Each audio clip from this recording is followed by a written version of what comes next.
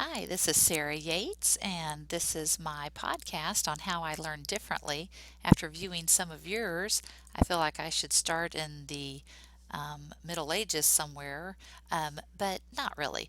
Um, Although I am old enough to remember a device called an 8-track. When I was a little girl, my dad had a couple of those still around the house, and I did have some 45 records. I particularly remember Turkey in the Straw. My first teachers, besides my family, were off of the television set. I loved to watch Mr. Rogers and Sesame Street. And so these were my first teachers outside of my family members. And I loved Big Bird. I still love Cookie Monster. I'm a bit of a Cookie Monster myself. And Bert and Ernie were my favorites. And one year for Christmas, I got Bert and Ernie dolls, and that was super cool. When I started school, I already knew how to read, but I still like to be read to. And if I got ready early enough before it was time to wait for the bus, my mom would let me pick a favorite Bible story. And my favorites were Joseph and the Coat of Many Colors, and it was just chapters and chapters of good stories. I liked all of the Joseph stories, and also Shadrach, Meshach, and Abednego. Um, as far as toys, the first thing that I had that probably required electricity would have been the Light Bright.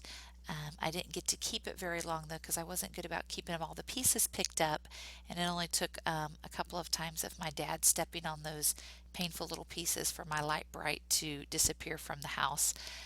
We did have Monopoly, which I thought was super fun because you got to stack all the different colored money, and it just seemed like such a grown up game.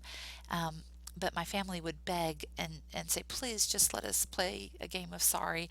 That's much quicker, and they could get me out much faster. But those were two of the earliest games that I remember.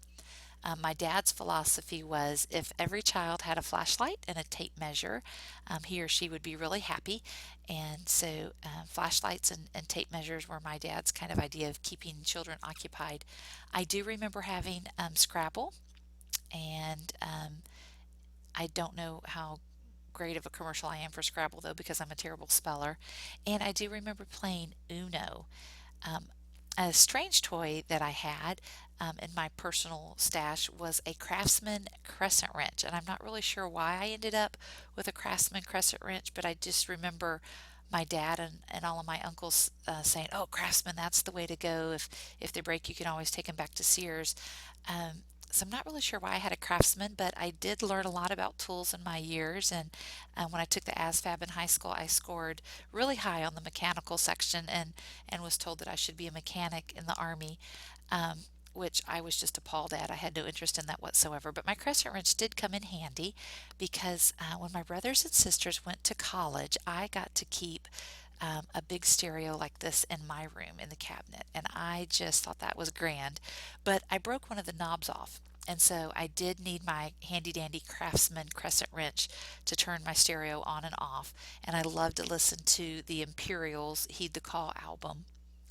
About this time, I did get some extra money for Christmas and went to a store, and I really can't remember if it was a Toys R Us or a Walmart, but I was able to purchase some games, and I picked Life and Connect 4 and was so excited. They were so colorful and they were new, and I just thought they were so modern and even better than the Monopoly and Sorry that I had loved so much. I loved to read more than anything, but my family lived in the country, and because we lived in the country, I wasn't able to get library books from our library because it was a city library, and we didn't live in the city, and therefore we didn't pay city taxes. And so that was really sad. If we ever did have cause to go to town and be anywhere in the vicinity of the library or even get to go inside of the library, that was just terrible for me because I couldn't check out books. But I loved the library. So going to school when school was in session, I always loved trips to the library. About fourth grade, all of my friends got Ataris for Christmas, and I didn't get one. but they were all playing Pac-Man and Donkey Kong and Frogger, and I didn't get an Atari, so I had to stay with my books, but I loved them. I read Nancy Drew and Hardy Boys over and over again, as well as a lot of other books, but Nancy Drew and Hardy Boys were probably my two favorite series. And one day I was flipping through the television channels and saw a glimpse of a building on fire, and Frank and Joe Hardy were trying to get out of the building, and oh, it was so staticky and I couldn't get it to come in clear. And just within a few minutes, the entire picture was gone, and I was so frustrated. I really wanted to be able to see these book characters on TV, but didn't. And still to this day, my family doesn't have cable, so if it doesn't come in clear on regular TV, we don't get to see it. And mostly all that we ever have on is 8.2, which is like retro TV and all the old shows anyway. So when the TV wouldn't come in clear, it was back to the books. But I loved the books, and I worked in the library during my junior high years in Mississippi, and I thought maybe I should be a librarian. I just love this place. But I was told that the library was kind of a place where you were supposed to be quiet, and not being the soft spoken sort of person, I decided I probably was not called to be a librarian. Um, I did finally get my first computer for Christmas. It was a Commodore 128, and I was super excited. And I had Miss Pac-Man and a couple other favorite games. I had a game that would let me write songs and put pictures on the screen to different tunes, and I just thought that was so cool. And in seventh grade, they pulled a couple of the students out to learn basic programming, and I remember working on the computers at school and typing some kind of commands. It was a totally black and white screen, but I do remember that we would put 10 and then put a command, and 20 in a command, and 30 in a command, and mostly what I remember were go commands and if then statements. If such and such is true, then do this. And we thought it was really cool when we could make colored things fly across the computer screen or make it change colors. And the Commodore 128 stuck with me through my entire schooling. That's what I used. When I was in high school, my mom did purchase an electronic typewriter. It was a Brother typewriter, and I did type reports on that. If I used my computer, I did finally have some sort of a Oki Data, Oki Mate printer that used this paper with the perforated edges, and I remember feeding that through the printer and it being really loud. But believe it or not, I made it all the way through my undergrad and also my master's degree using that old Commodore 128 floppy disk and printer paper that had the perforated edges. And I do remember the big deal at the turn of the century, 1999, New Year's Eve, everybody wondering what was going to happen with the computers. Would they be able to make that transition into, the new year?